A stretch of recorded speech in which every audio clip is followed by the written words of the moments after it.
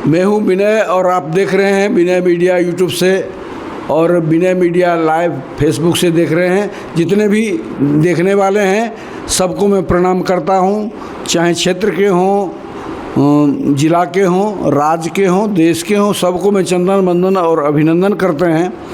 हम हैं सुमन सिंह, बिशनपुर बेगूसराय में हैं और उनकी बच्ची दिया कृष्ण भक्ति में बचपन से ही इनके प्रति कृष्ण जी की कृपा इन पर है और ये 4 साल से इनके यहाँ श्री कृष्ण जी अपनी गैया के साथ पधारे हैं और इनके यहाँ लहसुन प्याज वगैरह नहीं खाया जाता है। और हम जानते हैं इनसे जो ये कृष्ण की भक्ति कैसे करती है, कृष्ण को कैसे पाया जा सकता है। हमारे चैनल पर आपका स्वागत है।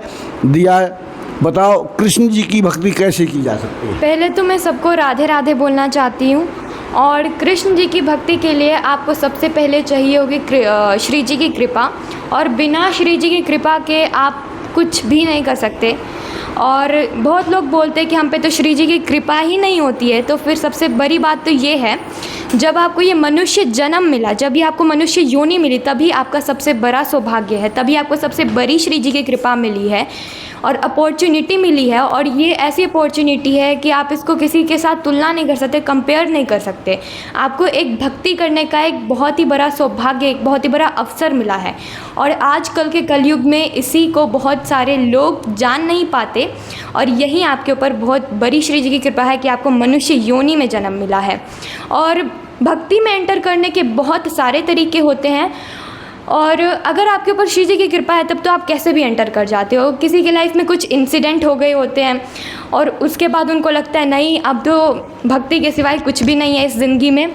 और कोई बचपन से ही भक्ति में रहते हैं और उनके ऊपर बहुत बड़ी कृपा होती है श्री जी की। और देखिए, भक्ति में जैसे ही आप एंटर करते हैं ना, तो सबसे पहले जो चीज़ आपको समझ आ जानी चाहिए वो है दैट एवरीथिंग इज़ टेम्पररी। कुछ भी चीज़ यहाँ पे आप हमेशा लेके नहीं रह सकते हो, क्योंकि हम सब मृत्यु लोक में हैं और आपने अगर जन्म लिया है तो आपका मृत्यु भी अवश्य ही होके रहेगा। और आजकल के लोग ना इस बात को समझ नहीं पाते हैं और ये दौलत, शोहरत, नाम, पैसे कमाने के चक्कर में लोग कुछ भी कर जाते हैं और एट दी एंड वो सिर्फ राख बनते हैं। तो फिर इस चीज़ को हम सबको समझना चाहिए कि भक्ति एक सबसे बड़ी चीज़ है और जिस चीज़ को आप लेके जा सकते हो वो चीज़ आपको सिर्फ कर्म है। चाहे आप अच्छे कर्म करो, चाहे आप बुरे कर्म करो। और आपकी ये चीज़ आपके साथ कभी नहीं जाएगी। आप कितने पैसे कमाते थे, आपके साथ पैसे साथ जाएंगे, आपके साथ बहुत सारे जेवर, आपका सुंदरता आपके साथ जाएगा। एट दी एंड वो सब एक ही चीज़ होंगी। जो सांवला है, जो गोरा है, कुछ भी नहीं रहेगा एट दी एंड।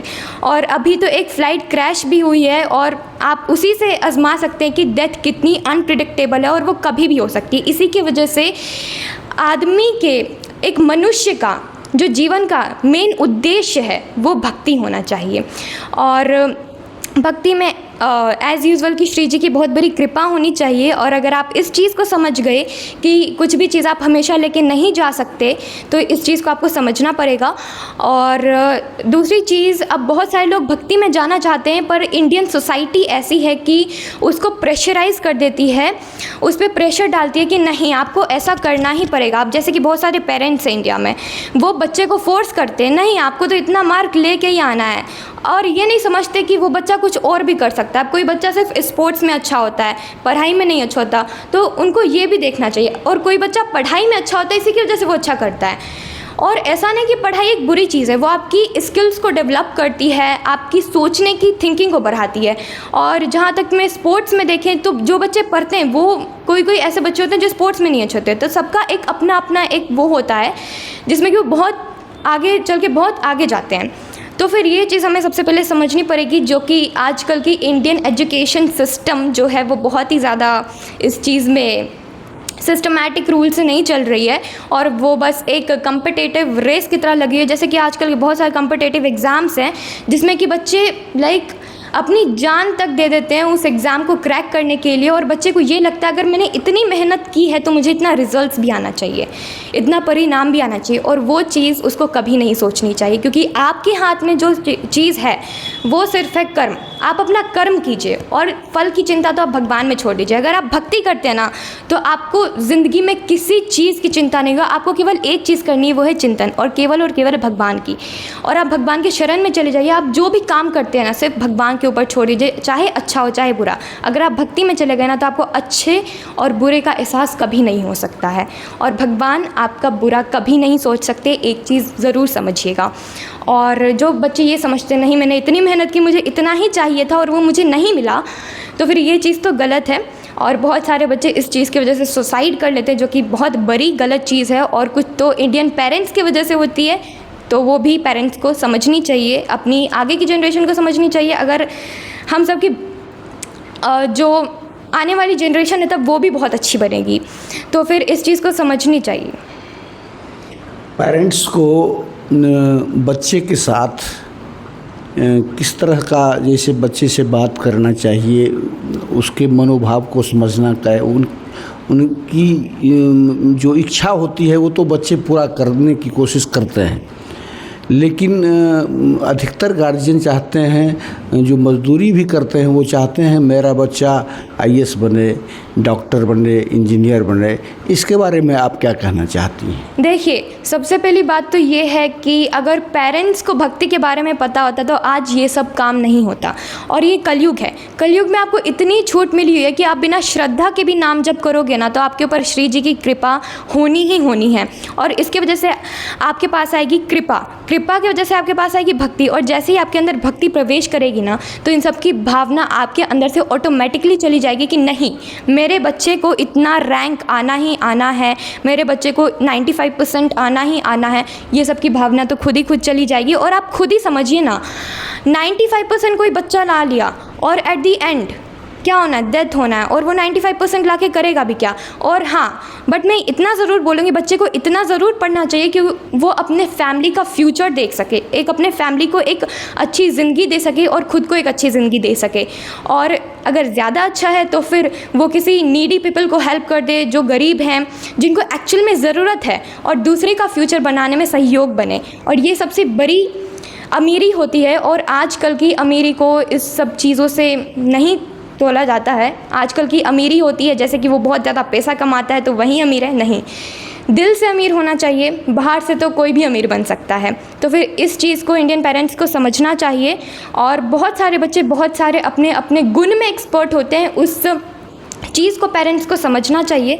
अगर ये चीज़ पेरेंट्स के मन में आ जाती है तो बच्चा सक्सेस करता ही करता है। और बच्चे के भी मन में भक्ति का भाव ज़रूरी होना चाहिए, भक्ति का भाव उनके मन में भी लाना चाहिए पेरेंट्स को। अच्छा, अभी के माहौल में जितने बच्चे होते हैं, बच्चे को कैसे माता पिता पालते हैं? माँ तो खास करके वो जितनी कठिनाई होती है सबको सामना करने के बच्चे को पालती है। बच्चा जब शादी विवाह हो जाता है तो माता पिता को लात मार देते हैं। इसके बारे में आप क्या कहना चाहते हैं?